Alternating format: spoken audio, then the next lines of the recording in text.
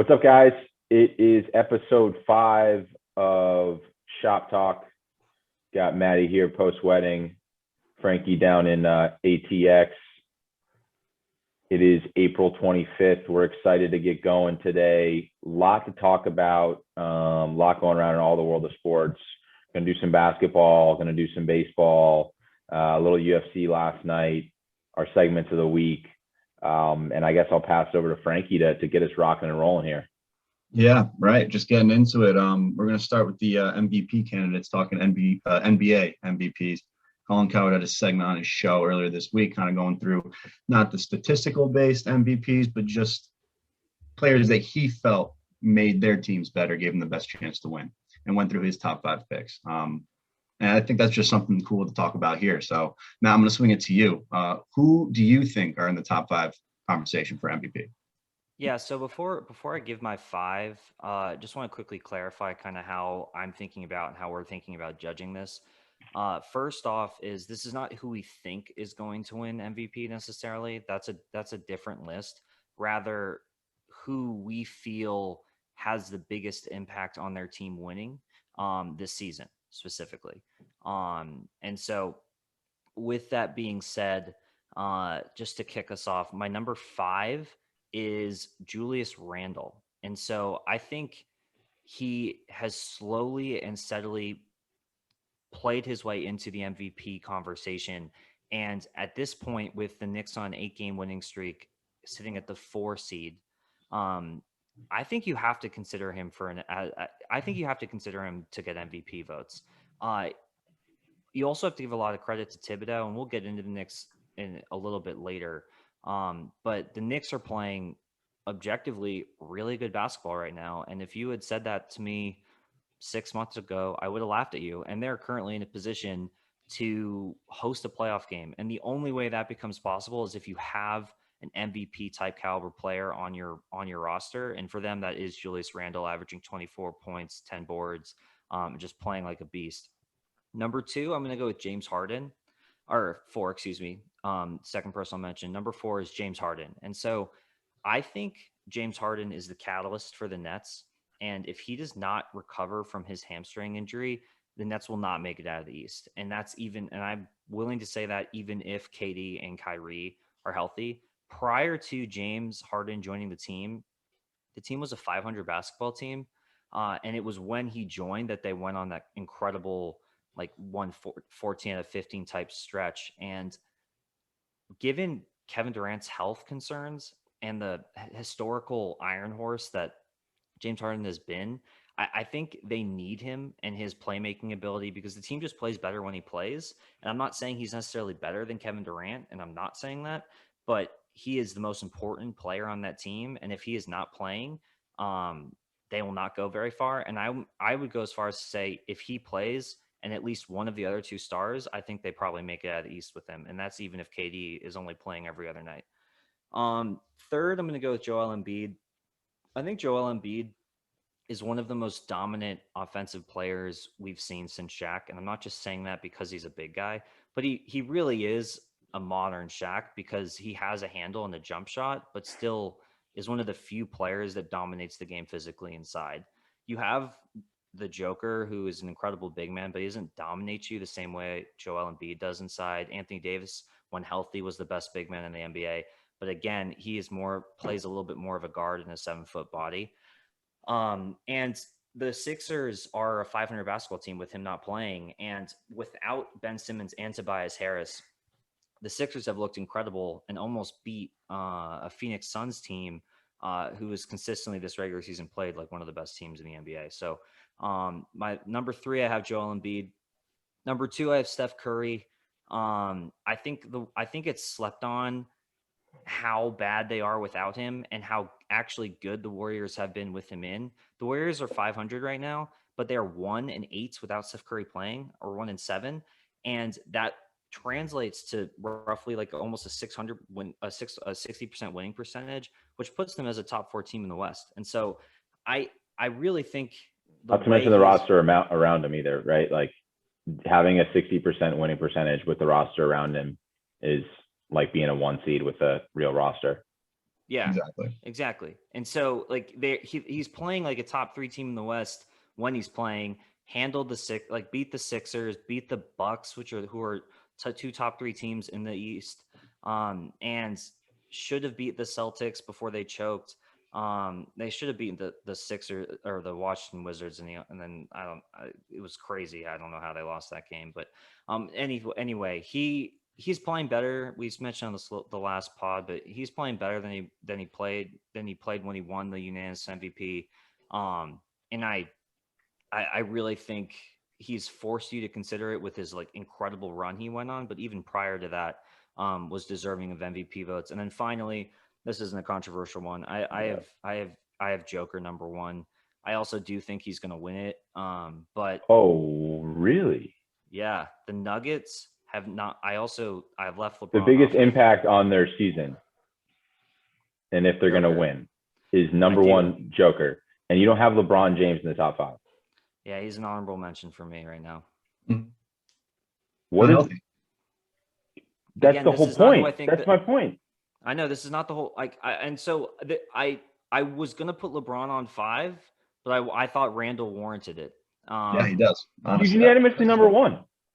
I think It's LeBron James cut is and the best dry. player in basketball, but I think right now this year with LeBron, they're out in the first round. Without LeBron, they're out in the first round. They wouldn't be past the plan. They win the set. I think they just get got the second round. blasted twice by the Mavs. Anthony Davis isn't fully healthy though. What were the Pelicans with Anthony Davis? That's a different Anthony Davis though. That was 3 years ago. He's been under LeBron's tutelage for 2.5 years now. For a year and a half. I would calendar 2.5. I was trying to factor in how long COVID's been, but yeah, a year and a half season wise. All right, go ahead. That's my list. Finish. That's my list. I'll let you get into yours. You can tell me why I'm wrong, but I think these 5 players have made the biggest impacts on their team this year, in terms of wins and losses. And it's not a list of who I think is going to win. It's not a list of who I think the best. No, but we started off this segment by saying it's the 5 players that are going to have the biggest effect on whether or not their team is going to win this year. Right? Yes. Okay. So not who is having. This year, so far, these guys have proven to me that they have the biggest impact. Because, and in some cases, like Harden, when they are out, that shows their value, right? Yes. Okay. Number 5, we're in agreement. Julius Randle. I totally agree. I don't think they're relevant without Julius Randle. And in order to be relevant, you need a guy that's a 1, and he's clearly the 1. And he's playing out of his mind. I've watched the last 2 games, and he looks phenomenal. I have no debate there. Number 4, I have Joel Embiid. I think you have him 3. Mm-hmm. Totally agree with you. I think the Sixers are a legitimate contender to come out of the East, even actually with a healthy Brooklyn team. If you have a healthy Joel Embiid, given the matchups, particularly how poorly Brooklyn can handle a big man inside and how dominant Joel is. So if you take a dominant and healthy Joel Embiid in the 76ers team up against even a full strength Nets team, I wouldn't be shocked if the Sixers are representing the East in the NBA Finals. Mm-hmm. Number 3, I have Giannis. I don't think you have Giannis in any of yours. No. You take Giannis off the Bucks, they're absolutely irrelevant. We still have them in the conversation because they have Giannis. They have a puncher's chance, depending on which Giannis shows up in the playoffs, to come out of the East. And I think without him, people would expect them to lose in the first round. Number 2, I agree with you. I have Steph Curry. Again, similar to the Giannis value add and Joel Embiid, you take these guys off their teams, they move to the lottery. Same with Golden State, obviously, as we've seen. They're 1-8 without Steph. With Steph, they're extremely competitive against really good basketball teams. What he's done in the month of April has been phenomenal, to say the least. And I'm a big anti-Steph guy from the LeBron Curry back and forth when it was a super team in Golden State, but I can't help but tip my cap to him now that he is the only guy in Golden State and doing what he's doing. So for that reason, he's number 2. And number 1, this is clearly where we disagree. It's unequivocally, without question. Let me take a step back. Steph Curry, even on the Golden State Warriors at number 2, they're not competing for the NBA Finals. The marginal gap there is massive, right? With him in there, 60% winning percentage versus lottery, that's a big gap, but it's not NBA Finals or lottery. LeBron James is unanimously and unequivocally number 1. He's the best player in basketball. He has the biggest impact on any team's success. That's why every team he goes to immediately becomes a finals contender, and every team he leaves immediately enters the lottery. If the Lakers have LeBron James at full strength this year, they will win the NBA Finals. Even without AD? Without Anthony Davis, I still think I would take the Los Angeles Lakers to win the NBA Finals. I wouldn't even take him out of the West. No, I probably wouldn't either, honestly. I definitely would. Yeah, I hear what you're saying, and it's not like I can argue against it because what he has done historically is so incredible. The reason why I don't have him on my list this year is because for the first time ever in his career, he has shown some sort of age where LeBron James before the injury, he was the MVP. What? I know, but he had an ankle sprain. When's the last time? Like, this is the second time. What about Steph Curry? What about, we were talking about Steph Curry as number 2. Yeah, I know, but I'm comparing, like, Steph Curry's not GOAT status. LeBron's GOAT status. Like, in his, like, so, like, we're comparing these guys in the list. You are comparing them to each other. Yeah, that's right now. Steph Curry missed as many games. No, LeBron James has missed going on 18 games. Steph has missed 8 or 9. And he's missed more than that. LeBron James right now, with his health, I'm factoring that in, and bubble fatigue. I do not think he can carry this Lakers team without a healthy Anthony Davis. Not if it's 80% AD, I still don't think they get out of the West. Like, the West is too competitive this year. Guys, before LeBron rolled his ankle, he was MVP. Before he rolled his ankle, he was the MVP. A month ago, he was the MVP. A month ago, he was the MVP. Before he got hurt. A month ago, he was hurt a month ago. So another guy we're talking about who's hurt all the time. Not this year. He's not missed very many games. All the time. He's gonna miss. He's gonna play 50 plus of the 70 games. LeBron James is probably not gonna play again this regular season, which he shouldn't, because he should rest. They just announced he's coming back next week. Okay, I hope he's only playing like 20 minutes because he needs to be healthy for the. Yeah. And I want to see the Lakers make a run, but he has to be healthy for it. Yeah, absolutely. I also think, before we switch topics, and I think we can probably debate. Embiid. Go ahead. We can probably debate that for an entire hour. But before, one person not on either of our lists who is definitely Embiid's missed. By the way, just to clarify, I think you're about to say the name that I'm about to say. Embiid's already missed 18 games. Just he has. Yeah. Well, okay. Yeah. Mm-hmm. He's been so dominant when he's been playing, though. He's averaging 30 plus. Like, Chris Paul needs to be somewhere. I think it's fair. I was just about to say. Well, I mean the list is not an easy, like, it's like greatness and greatness. I agree. Like, I think it's hard to pick 5 players. Like, I listed 8 players, which it's hard to quantify Chris Paul. Also, like, the only way to quantify him is literally by wins, right? Yeah. Like, and I mean, like, doesn't show up in the stats. I almost would argue too. You could, and this is impossible to measure because I think statistically it's similar. Devin Booker's progression and evolution is a testament to Chris Paul. Same with DeAndre Ayton. Yeah, and DeAndre, like, Ayton doesn't look like a bust now because he's playing with CP3. Yeah, I agree. So, the way I equate a little bit Chris Paul is, like, what's said about Tom Brady and why he was great for the Bucs is because of what he does Monday through Friday. And I know that you play basketball every other day, but it's what Chris Paul does. So you do when you're not playing. Monday through Friday, which makes the team so good. And so it's why you leave him off this list, because you can't statistically look at the year that he's having. But he's going to be, this is his 11th straight winning season. He went to a tanking Thunder team where they were trying to tank, and they shipped him out because they were too good with him, because they couldn't tank with him. And he's turned this Suns team. They have the second best record in the West. Single And best team on the we'll- road in the NBA. Yeah, and so that impact can't be understated. And then the last player not mentioned, which I don't think he deserves to be in either of our top fives, but he does deserve a mention, is Damian Lillard. Mhm.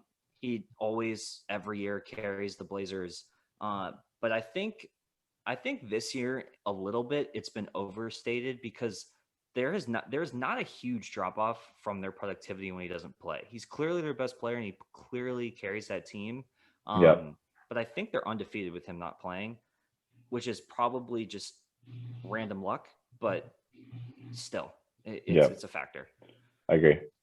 I think that we're going to see in the postseason, especially, just he's going to have his classic 1 or 2 moments where he shows he's got ice water running through his veins. You know? Yeah, that's just just where he shines the most.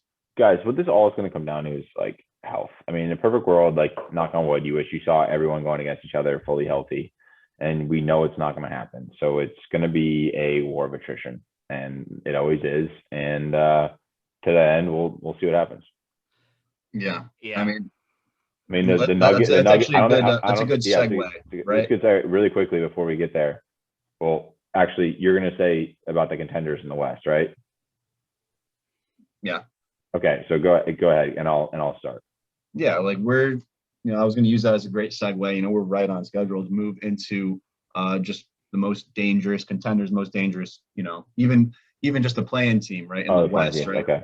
And right, and we're going to group into that conversation the Suns, right, because we were talking about them, but you wanted let's do most dangerous play-in teams first. All right, let's do the play-in teams, right? So in the West, the Lakers are likely going to play, one of these guys. So Matt, who do you think is going to be a contender? No, they're still above. They're still out of the play-in. Yeah, they're still above. Oh, they're still out. They're a 5 seed. So I'll include the Mavs. Yeah, I think I'm not going to include so if you start with the West, the 5 teams I'll consider because they're like all vying for the 6th spot or in the play-in, I guess, are the Mavs, Trailblazers, Grizzlies, Spurs, and Warriors. Yep. So, okay, this isn't going to shock anyone, but I think the Warriors are the most dangerous team in the West, 100%. given how Steph Curry has been playing. Yep. If you are the Jazz or the Suns, you want no part. Praying that one of these teams knocks them out. The other team on that note, that for kind of a similar reason, depending on if Kristaps is healthy and how healthy they are, I don't think they want to see Dallas either. Oh, no way. No. You don't want to see Luka. And the Clippers don't want to see Dallas either because they're sitting at the 3 seed. They're hoping that they somehow play themselves out of the 6 seed. And somehow the Blazers sneak into the 6 seed. Mm-hmm. Basically, the way I think of this, like the danger in the play-in teams is who is like in the next series, who will be the best player in the series. And if the best player in the series will be on that play-in team, they're like basketball is the one sport where one player can have such an outsized impact on the game. And if the Warriors are looking at either playing this, if they make the 8, the Suns or the Jazz, and I would argue, and I think we're in agreement here, that Steph Curry will be the best player on the court in either one of those series. So you might go like one Steph Curry and then the starting 5 for the other team before you hit another Warrior. But even like if you run into Steph Curry averaging 40 in a playoff series, you can lose 4 games. But then same with Luka though, because Luka would probably be the best player on the court in whatever series he plays, unless he plays the Clippers. Then you'd argue Kawhi probably. But so for me, the West, it's the Warriors, and then the East. I'm going to go with I'm torn between 2 teams. I'm hoping Alex mentions the other one potentially. I'm going to go with the Heat.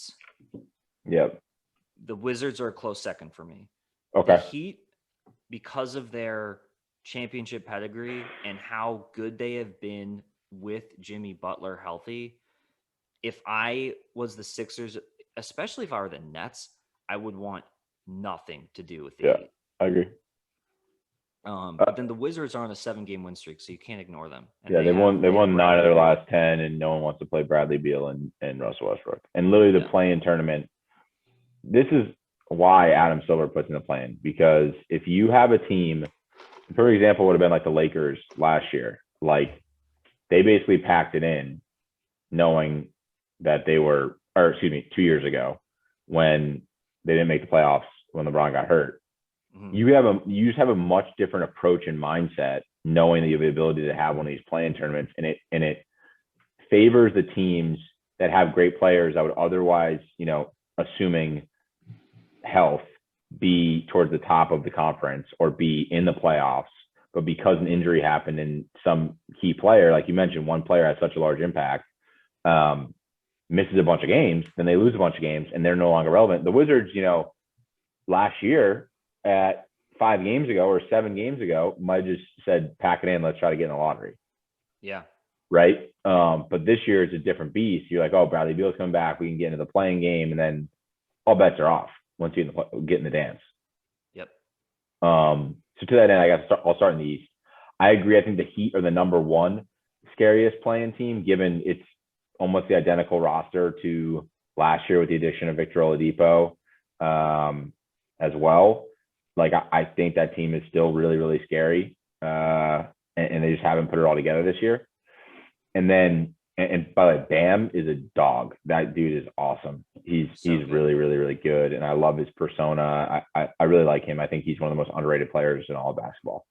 And then the second team in the East is the Wizards, like you mentioned, because the Bradley Beal factor coming back and the surge that they're on. You don't want to run into 2 All-NBA caliber players in the playoffs, because again, all bets are off when you run into that. And then moving over to the West, I think you hit the nail on the head. No one wants to face Steph Curry first round, so I'll knock that one off. And then I'll go back to my 6th seed, who, if they end up being in the play-in, would be extremely frightening. Luka and a healthy Kristaps is a problem. They were showing major signs against the Clippers last year in the playoffs, I'm pretty sure, in the bubble. And like you said, even if they end up being the 6th seed, the Clippers want no part of them. I don't think the Suns' first-round matchup would want any part of them. That being said, I think the Mavs are a little inexperienced in terms of playoff time. Like they were in the bubble last year, obviously, but Kristaps has not had a bunch of playoff experience. Luka is obviously extremely young, and I think the Suns would be more excited about playing a Mavs team because Chris Paul, I think, looks at the Dallas team as like they don't know what it takes to get to that next level, and I do. So I think they would be more happy about the Mavs than even the Warriors. That being said, if the Jazz end up with the Mavs, I think they'd be a little concerned because I think they have the same issues from a experience perspective and taking it to the next level. And then I think you can make the argument that the best player on the court is on the Mavs. So yeah.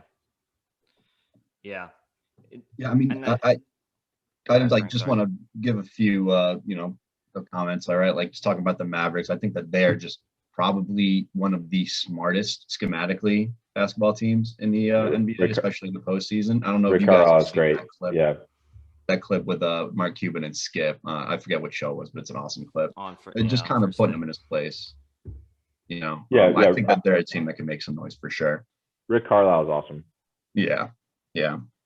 And then the Warriors in the West. I hate to say the same team name a handful of times, but Steph Curry, when he's on, and he has the potential to take over not only a game but a series. So if he does that, then anything's possible.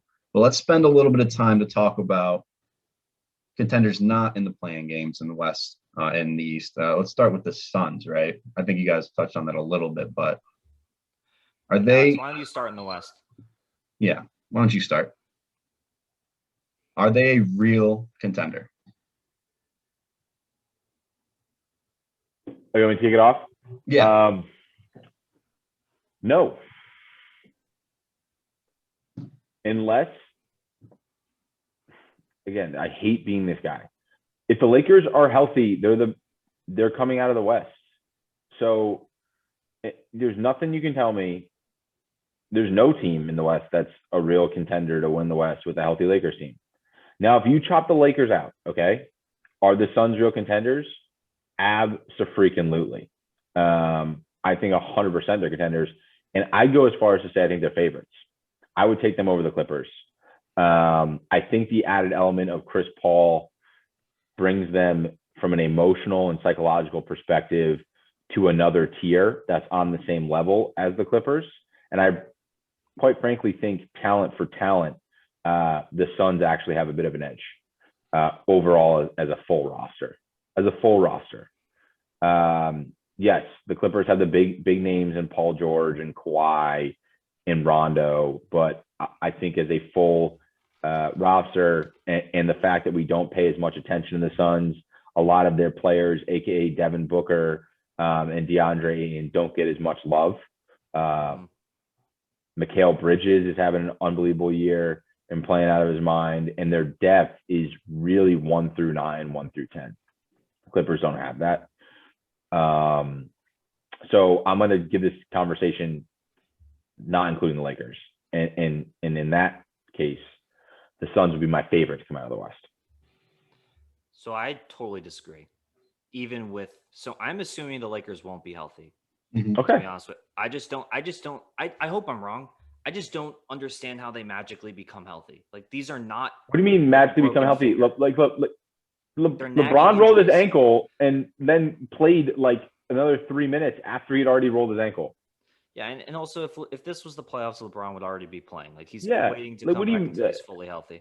I'm actually, to be honest, I'm really not concerned about LeBron. I'm concerned about AD. AD, that's who I'm concerned about too, because he has also a massive past history of injuries, and last year was the 1 year he was magically healthy. So you disagree with me, which is fine, but I don't think the Lakers come out of the West without a healthy Anthony Davis. With that being said, I still do not think the Suns are legitimate contenders to come out of the West, because I think when you look at the teams that would be contenders, specifically the Jazz, the Clippers, I guess the top three are Jazz, Suns, Clippers.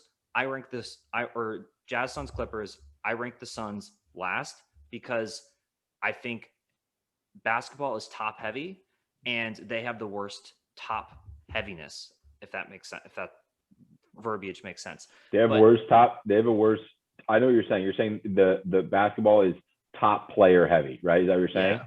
Do you think the Suns' top players are worse than the Jazz's top players? Right now, yes. In a couple of years, no. But I think right now, so the combination give me of your Jazz. Mitchell and Rudy Gobert is better than Chris Paul and Devin Booker? Yes, because I think Chris Paul changes a franchise, changes the culture, but then you get on the court, there's a reason he's never been to the finals, and there's a reason he's only been to one Western Conference Finals, and that was when he had James Harden, and that was MVP James Harden. I don't think Booker is MVP Devin Booker yet, and for that reason, I think they're going to turn into a Milwaukee Bucks or look like a couple years ago, the Hawks team that ran into LeBron James over and over again, that won 60 games every year. I think they're a great team in the regular season. Those are two very different examples. The Bucks are the one seed, and then they flop because Giannis is defendable in the playoffs. And the Hawks were just a team that won a bunch of games in the regular season, like the Raptors did, and then they ran into LeBron James. Those are two very different teams. So the reason I'm equating them is because they won a bunch of games in the regular season while looking dominant. But once the playoff basketball is different because you have so much time to study. Yeah, but Devin Booker isn't Giannis. Yeah, he's not. I think he's worse than Giannis, in my opinion. I think he's suited much better to play in the playoffs than Giannis is right now with his talent set. Probably with his, but he's still Giannis is still so such a. He's literally a freak. I totally agree, but he's very defendable. Fair. And Devin Booker's 71 going off for 70 isn't, when he gets to the playoffs, suddenly undoable, is my point. No, I don't. They're a great team, but do I think they're actually a contender to win the West? In my opinion, no. They will have to get really. So who's coming out of the West? Right now, I think the Clippers are actually. And I think this is something that I want to get to. I guess maybe hate's too strong a word. I really don't like the Clippers. I don't like the way they were assembled. I was so happy when the Nuggets beat them last year before the Western Conference Finals. Won a lot of money on it too. With that being said, I think the Clippers have somehow gone this entire season without really getting talked about. that is exactly the style of team that Kawhi can actually perform well on, because he does not perform well under pressure, in my opinion, where he's the man and there's so much expectation. But when there's not that much expectation, he all of a sudden becomes a cyborg. And I also think that Paul George, I'm betting on him to have a very good postseason. And maybe that is a You can take controversial that take. bet. Yeah, I mean, it's a coin flip. Go for it. He's either going to suck or ball. I think the mental stuff that he talked about in the bubble disproportionately impacted him because of I don't know why, but I think it did. And I think he is now on a revenge tour where he's playing some of the best basketball we've ever seen him play. And I don't really understand why that's going to change in the playoffs. And so I look at that team with a healthy Kawhi and a healthy Paul George balling without an Anthony Davis Lakers team, because Anthony Davis is just the mismatch that the Clippers cannot deal with. But they are very well suited to deal with LeBron James. Not that anyone can stop him. No one can. But throwing Kawhi and Paul George's bodies at him will slow him down better than anyone else. And I think they have the talent to win the West if Anthony Davis is not healthy. And so that's my team. And then I think the Jazz have a slight edge over the Suns. Just because I think they have more cohesiveness. They've been together longer. And I think the pairing of Donovan Mitchell and Gobert is a little bit better than Chris Paul and Devin Booker. So definitely a lot of great points there, Matt. Yeah. The Clippers are, on paper, better equipped to handle a team like the Lakers, LeBron, those type of athletes. So we are running a little bit over. So let's change speed. Let's go into baseball. We're going to talk about the Dodgers and the Padres, the rivalry. And I'm doing air quotes because we're going to talk about whether or not we believe that's a rivalry now. I'm not even going to waste any more time. Let's get right into it. Matt, what do you think?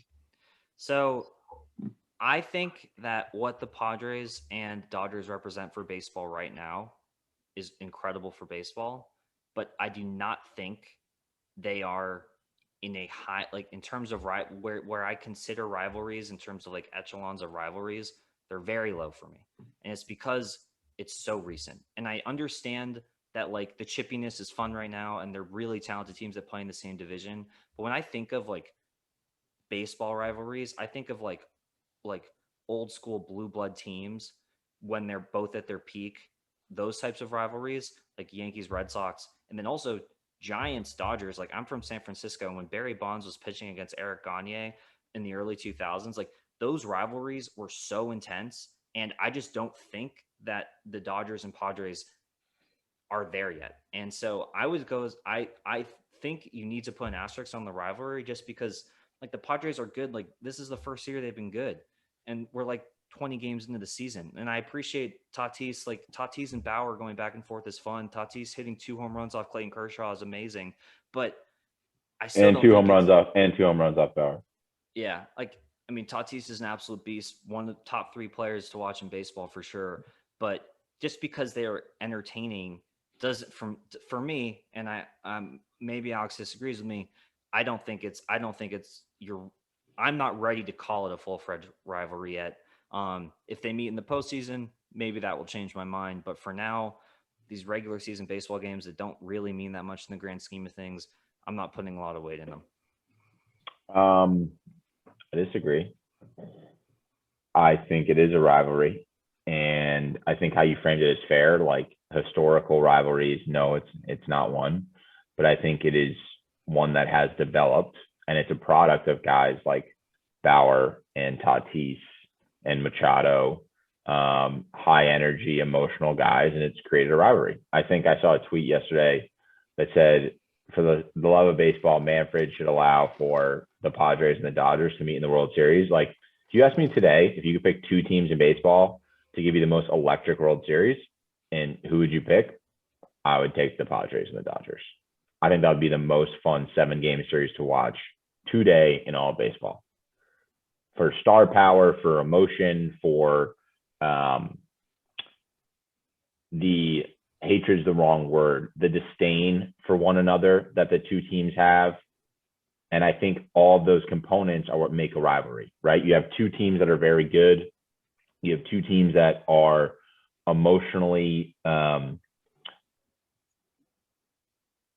invested in the team as well as in the games against the other, in this case, like the Dodgers take exception to when they're playing the Padres, and the Padres take exception to when they're playing the Dodgers, more so than a regular game. And because of all those factors, like I said, that makes a rivalry. And just because it wasn't a rivalry, 10 years ago, doesn't mean it's not one today. Like, to give you an example, I'll give you two examples. One, like today, this second, or maybe I should go last year because Matt loves the Red Sox and the Yankees stink right now. Like, that wasn't a rivalry for me last year. Like, when I was a kid growing up, every year we used to go to Yankees Red Sox at Yankees Red Sox, and it was the highlight of the year, right? Like, it was 4 games. It was electric as a kid. It was 2 of the best teams in the AL East every year going head to head, and the emotions and the history was great. Mm-hmm. This past couple of years, it hasn't been that, and that's because both teams aren't good, right? You need the component of having good teams to have rivalry. Like you said, Giants, Dodgers, the reason that was good is because both teams were good. You know what I mean? Yeah. Both teams were competitive, and you had electric talent on both sides. And then to give a parallel of one that I feel like is different, that just holds weight regardless of the two teams' status that year. I'll give you 2 examples. One would be, and selfishly, one's Harvard-Yale, right? Like, that's an example of a rivalry where the two teams don't have to be competitive that season, but that game, and maybe because it's football, you can lose on any given Sunday, but you could be 0-9 Yale against 9-0 Harvard, and it's going to be a dogfight. Mm-hmm. And there's going to be just as much as emotion as if both teams are 9-0 into the game and competing for an Ivy League championship, right? That being said, if the Padres were the worst team in baseball, like they have been in the past, like if you take the Padres from 5 years ago against Dodgers, like no one's tuning in to watch that. Like no one's excited about that. That's not something we want to see. So I think maybe it's a component of the sport, similar to also Alabama, Auburn, same idea. Ohio State, Michigan. Ohio State, Michigan is another perfect example. Like, in maybe baseball specifically, you need to have relevancy as an individual team in order to form a rivalry with another team. Hence why this year I think the Padres and the Dodgers are a rivalry. Yeah, that was long, I think it's well said. Long-winded way of saying it. Both of you, great points, both sides. I mean, you're both right. I mean, regardless of whether or not it's a rivalry, it's good for baseball, and it's good that these guys are playing each other and playing them hard. So definitely love to see that. It's good for baseball. Let's transition now into UFC. Last night, Saturday, the 24th, was UFC 261. Was Usman Masvidal 2. I don't know if any of you guys saw it, but I definitely did. And there were a bunch of great fights. So I'm just going to run through, and I'm going to say what my highlights were. The first was a gnarly middleweight bout with Uriah Hall and Chris Weidman. Uriah Hall ended up winning without throwing a strike because Chris Weidman throws a low leg kick that Uriah Hall blocks, and it results in Weidman absolutely shattering his shin. Really, really gruesome, really gross injury. They showed it. Didn't he try to put weight on it too after? Like he didn't realize it? Yeah, he kind of stumbles, not realizing that he absolutely shatters his tibia and his fibia, and it's gruesome. Is it a compound fracture? Yeah. Oh gosh. Really bad. Never want to see anyone win a fight like that. All these dudes, they train so hard. It's their life. Frankie. And to have a fight end that way. Hello? Yeah. Oh, he's back. Can you hear me? For a second. Sorry, Yep. I didn't realize I cut out. Yeah, just for 2 seconds. You're good. But yeah, no, all these dudes throw that preparation in there for have it win, have to win a fight that way. He didn't want to do that. So Uriah Hall definitely disappointed. But thoughts out to Chris Weidman. Hope he has a speedy recovery and he comes back. Next fight was Valentina Shevchenko. She beat the brakes off Jessica Andrade to hold the women's flyweight title. I mean, she is scary. That's Thug Rose, right? Yeah, no, that's the next fight. Okay. Which, by the way, you guys definitely saw this. Thug Rose stuns Zhang Wei Li, knocks her out with a high leg kick to win the women's strawweight title. She was a plus 176 dog. Just an awesome story. You could see before the fight that she had the eye of the tiger, like she had fire in her eyes, and she showed it. Zhang Wei Li actually gets knocked out cold and then tries to get up and starts arguing with the referee when the referee tries to tell it that it's over, the fight's over. She's like, no, dude, you called that early. Yeah. She is out cold. Yeah. So great fight there. And then the main event, Kamasi Usman baptizes Street Jesus, Masvidal.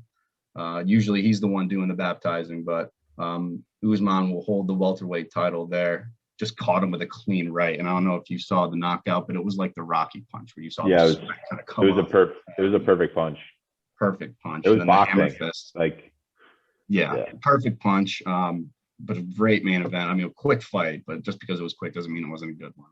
Usman caught him with the right. And, you know, Masvidal was saying, I knew he was a great brawler, or not brawler, a great wrestler. I didn't think he was going to be brawling a whole lot. So kind of caught him sleeping on that one. But we'll see. I mean, I think Masvidal's going to bounce back. What do you guys think? Do you guys see any of the highlights or? Yeah, Frankie, I'll hop in. I don't think, you know, we're as knowledgeable about UFC as you are, but definitely saw the highlights and am more interested, honestly, past the fighting and kind of the background stories of some of these guys and girls. And it's really impressive. And obviously the results last night were pretty entertaining from all the different, you know, knockouts and injuries, which are not great, knock on wood, but like just very entertaining. It felt like a movie last night, like an action-packed movie. But Usman's story, being born in Nigeria, coming over here, his family doesn't speak very good English. He was hiding behind his parents that he was wrestling, and they didn't know until well into his career. He ends up being a Division II national champion to get a scholarship, and is now ascended into arguably the best pound-for-pound fighter in all of UFC. So major hats off to him. And one thing I was pretty surprised about pleasantly was actually Masvidal kind of tipping his cap after the fight. He strikes me as a guy that's like, doesn't really give a shit and is kind of an ass, but like in a good way, like just like never gives his opponent any credit. And he, to his credit, gave Usman a ton of credit last night and just said, you know, the guy beat me fair and square. He knocked me out. And to that end, you know, similar to like the Bauer Tatis back and forth in a way, it's cool to see two absolutely elite competitors going head to head, touting their stuff, talking smack, and then ultimately paying respect after the battle's over. So that's my takeaway.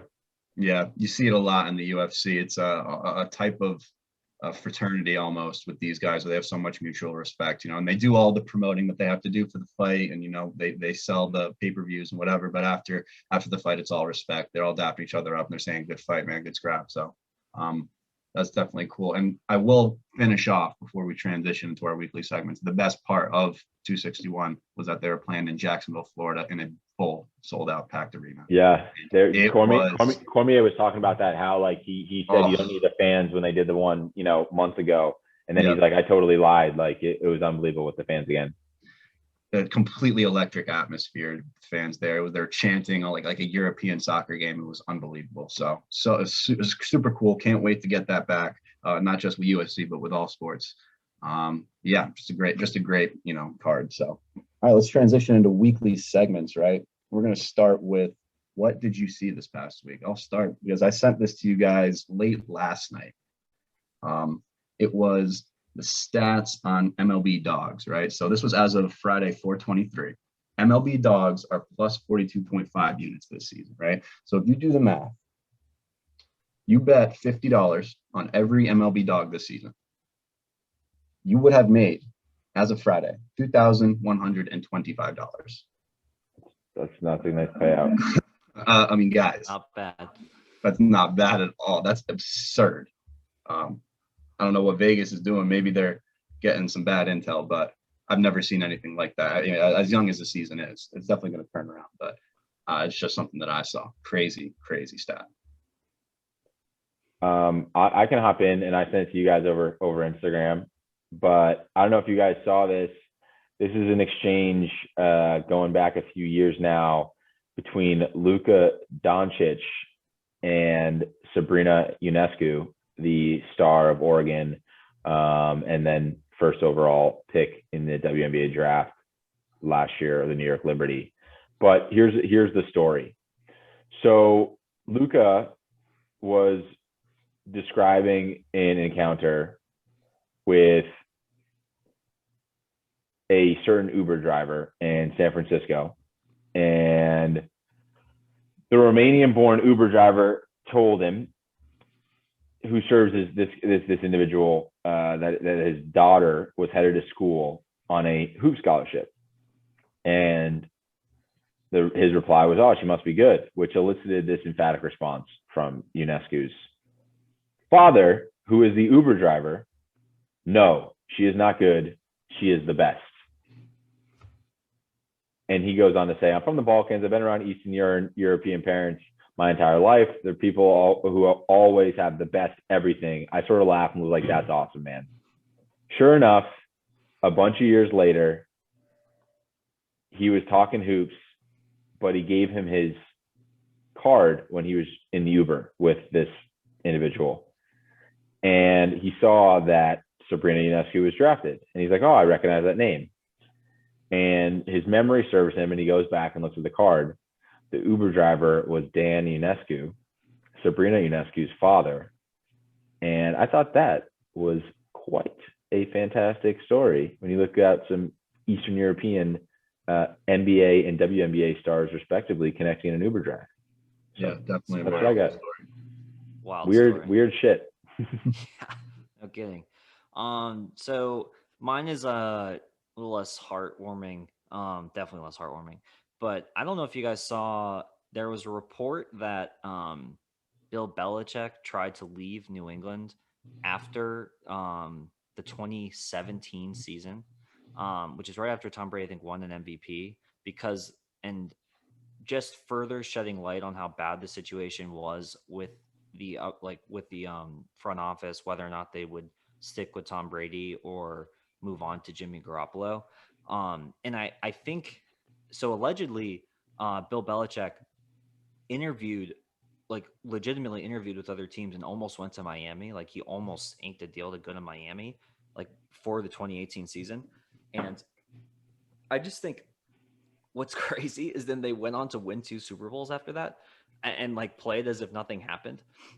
So I just think it just further mystifies what this dynasty was, and I just cannot wait until we have the Last Dance equivalent of the Patriots dynasty, especially towards the end, because I think we're just going to continue to learn how contentious the relationship was with Tom Brady and Bill Belichick. Now I just love that drama. Like, it's my network for me. So especially as a Pats fan, also a huge Brady fan. So can't wait to learn more about that. But kind of fun to think about Bill Belichick going to a division rival, and how that would have played out, especially with the hindsight of Tom Brady winning a Super Bowl without him. So that's the one thing I saw this week that stuck out. Yeah, I mean, I had no idea as a Dolphins fan. That kind of like gives me a little bit of FOMO, but yeah, we're good. We're chilling. We're getting through. Let's transition now into our bets of the week, right? I don't know how you guys did. Last week I went 1-1. The Rangers, no, not the Rangers. The Islanders won in overtime, and I had the Mavericks. They got actually smoked by the Kings, and they were -8.5. That's neither here nor there, though. That's neither here nor there. So on the season, your boy's still even 2-2, not too shabby. Alex, swing it to you. The Clippers covered by 1 million, so I won. There you go. Yeah. Always good. I think I went 1-2. I don't remember what my third bet was, but I think I lost it. I don't remember, but I think I lost. That's okay. Figure it Who out. wants to start off this week? Go ahead, Matt. All right, I'm just gonna do one. I'm gonna keep it simple, also because there's not a lot today that I think is particularly compelling. But I really like Portland -4 against Memphis. They're currently the 7 and 8 seeds in the West. Very much both have something to play for. But I look to Portland to stop their last 10 games, like 3 and 7. I look to them to kind of shore up that slide and cover. I'm giving the 4 points, and I think they cover, win by like 6 or 7. I got the Phoenix Suns covering tonight +1.5 against the Brooklyn Nets. I like that. Yeah. I think they want to come out and make a statement. No KD for the Nets, and I don't think Harden either. So I think KD's back. Is he? Oh, is he? I don't think he's back tonight. I don't think so. I thought he was. I could be wrong. Even with KD, I'm still covering +1.5. No Harden. Yeah. So I think the Phoenix Suns want to make a statement, and I don't think the Nets get up as much as Phoenix does tonight. Yeah. Yeah, I'm gonna stick with my bread and butter. That's hockey. You guys know that. I got the Rangers hat on today. They're On the playing ice. Sabres. They're playing the Sabres, and I'm gonna take the Rangers this time minus 280. But that's a big line. So what we're gonna do is we're gonna have a little bit of fun. We're gonna parlay that with the under 6 minus 115. I gotta do the math on that and tell you exactly how much it's going to be. But I think it's gonna be a pretty good payout. But that's what I got. While I'm looking that up, what that payout's going to be, anyone have any last comments? Anything they want to say? Big NFL draft this week. Next week, we are going to be having a little bit of a mix-up in our segments and talk majority NFL. So we'll still have our bet of the week. We will still have our Did You See This? But I think the bulk of the show is going to be a discussion about the NFL draft, kind of debating the full structure, but maybe a pick by pick in the first round, and then the things that really stood out to us after the first round. So really excited about that. Tune in Thursday night, I believe, is the draft, is the first round. I think a lot's going to go down. I'm excited. I'm pretty jacked. Yeah. I can't wait for next week. Just pretty much a draft special on the pod, just reacting. Hopefully there'll be some trades. Would love to see where the quarterbacks finally we can put a rest to that debate where they go, and then debate whether or not they're picked in the right order. But then, as always, guys, please, if you made it this far in the video, thank you so much. Really appreciate you listening to us talk nonsense for an hour. So if you wouldn't mind, drop a like, hit the sub button, maybe leave a comment, tell us why we're right, why we're wrong. I think like only 10% of our viewers who watch are subscribed. So my question is why? Just hit the sub button. It's easy. And to that note, quickly, before I forget, we are going to do our best to try and get this distributed to more platforms past YouTube, talking Spotify, Apple Podcasts, Overcast, just for audio only. I know that I don't watch as many videos on YouTube, and I do more of my podcast consuming via audio only. So working on that and adding some cleaner tech transitions to our video as well with the help of Matt's brother. So cool. That's all I got. Yeah, that's all I got. Awesome. Boys, girls, can't wait for next week. Big draft special. Have a good week. Look forward to talking to you guys then. Have a good week, guys. Thank you. Thanks, guys.